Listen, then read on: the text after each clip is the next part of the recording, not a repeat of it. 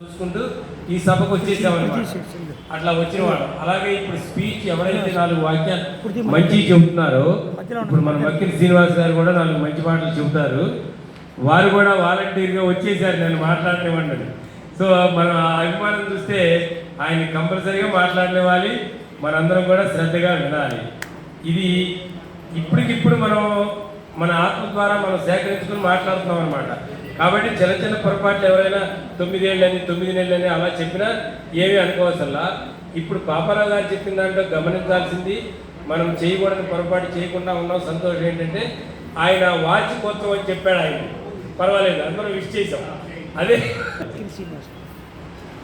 NT Ramarao గారి వర్ధంతికి వచ్చినటువంటి ప్రజలందరికీ హృదయపూర్వక ధన్యవాదాలు తెలియజేస్తున్నాను.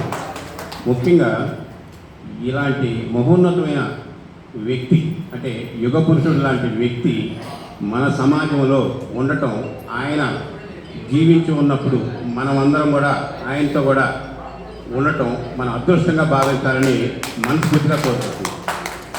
ఎందుకంటే ఏ ఇంటికైనా ఇంటికి పెద్ద దిక్కు తండ్రి అవుతాడు, తండ్రి తాత అవుతాడు. తాత గొప్పవాడైతే మనవాడు గోల్డెన్ స్పూన్స్తో పుడతాడు. అంటే ఇక్కడ ముఖ్యంగా తాతలు తెలుసుకోవాల్సింది ఏంటంటే, మనం చేసే ప్రతి చర్య వలన మన నెక్స్ట్ జనరేషన్ చాలా అభివృద్ధి బాటలో నడుస్తుందంటానికి మనకి ఎన్టీ రామారావే ఆదర్శంగా చెప్పుకోవచ్చు.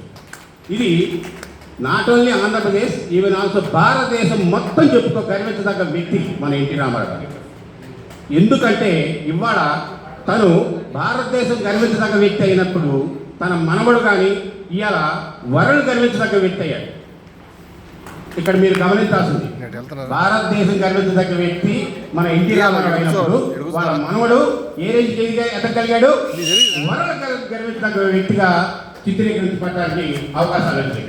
అంటే ఇక్కడ మనం చేసే ప్రతి చర్యకి చాలా అవకాశాలు ఉంటాయి.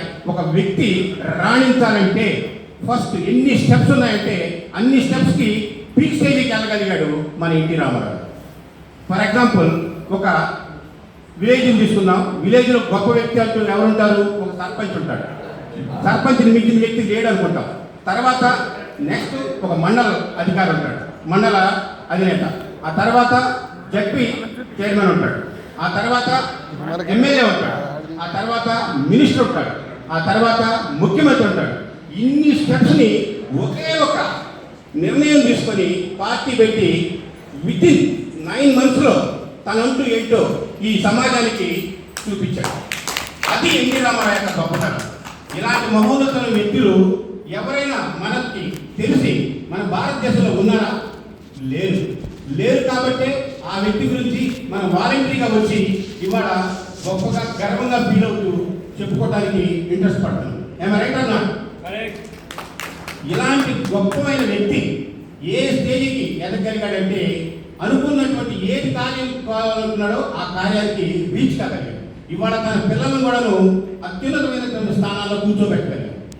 తాత గొప్పవాడైతే మనవడు గోల్డెన్ స్పూన్తో పుడతాడటానికి మన ఎన్టీ రామారావు నిదర్శనంగా మనం ఇవాళ ఇలాంటి మంచి కార్యక్రమాలు చేస్తున్నందుకు మీ అందరితోటి ఈ యొక్క అవకాశం ఇచ్చినటువంటి బ్రదర్ అశోక్ కుమార్ గారికి మనస్ఫూర్తిగా ధన్యవాదాలు తెలియజేసుకుంటూ సెలవు తీసుకుంటాను. చాలా మాట్లాడాల్సింది ఉంది, కానీ ఇంకెవరన్నా మంచి వాళ్ళు మాట్లాడి మనకు కాస్త మంచి ఉపదేశం ఇస్తే బెస్ట్ అనే ఉద్దేశంతో నేను సెలవు తీసుకుంటాను. Thank you very much.